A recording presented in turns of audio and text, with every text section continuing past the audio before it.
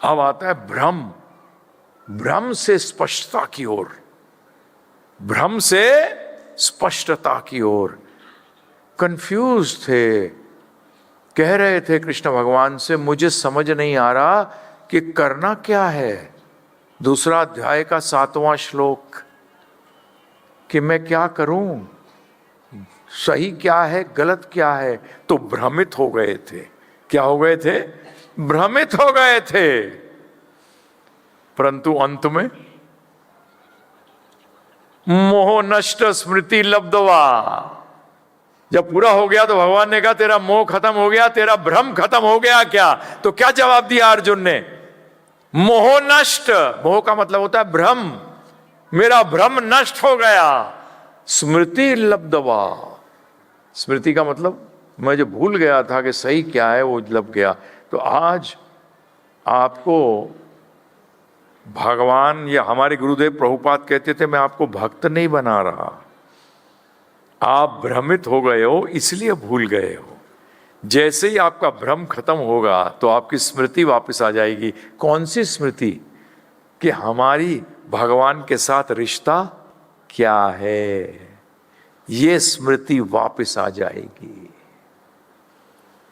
स्पष्टता आ गई ना जी कि मैं हूं कौन। अरे मैं कृष्ण का दास हूं, कभी हार सकता हूं? बताइए आप मुझे। शरीर को हरा दोगे, मन को हरा दोगे, बुद्धि को हरा दोगे, मैं तो आत्मा हूं, आत्मा को कहां से हराओगे?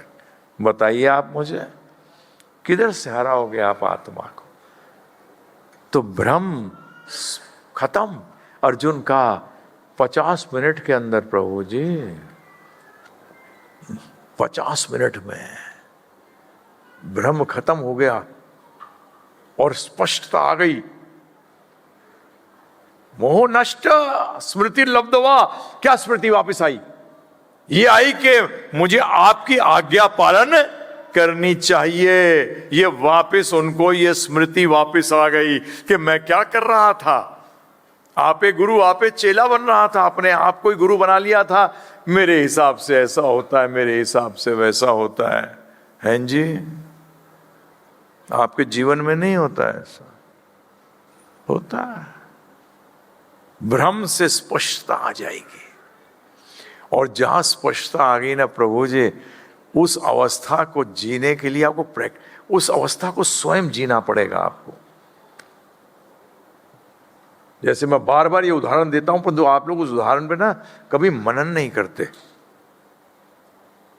कि आपको स्वयं टेस्ट करना पड़ेगा। गुलाब जामुन का टेस्ट क्या है प्रभु जी, आप में से कोई नहीं बता सकता।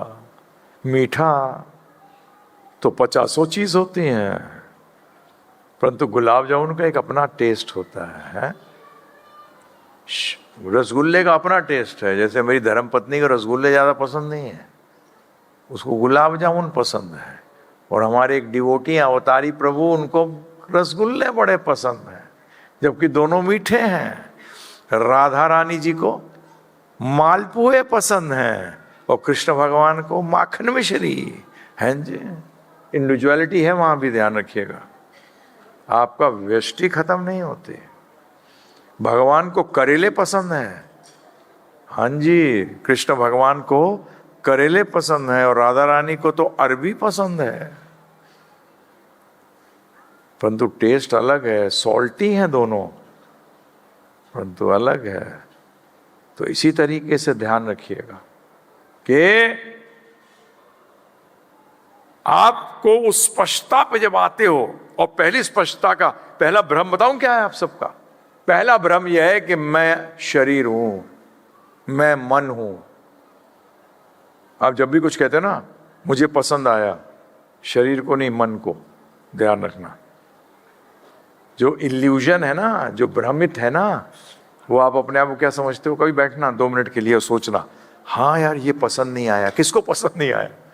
आंख को, कान को, नाक को, त्वचा को? नहीं, मन को। किसको पसंद नहीं आया? मन को। क्योंकि आप अभी अपने आप को मन मान रहे हो, जबकि आप हो कौन? आत्मा। कौन हो?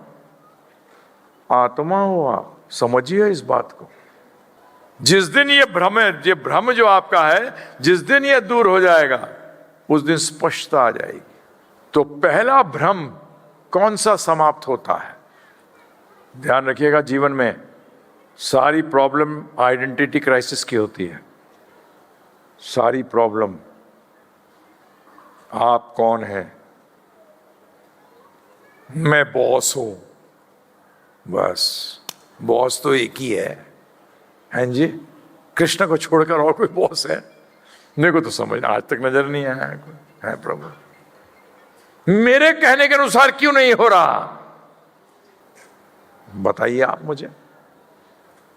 अरे शास्त्र कहते हैं हम तो दास हैं, जीवरे स्वरूप होए कृष्ण रे नित्य दास।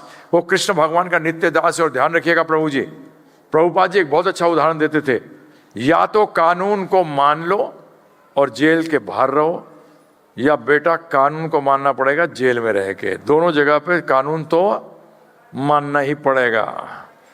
इसी तरीके से या तो भगवान के अधीन रह लो या उनकी माया के अधीन रह लो, पुलिस के अधीन।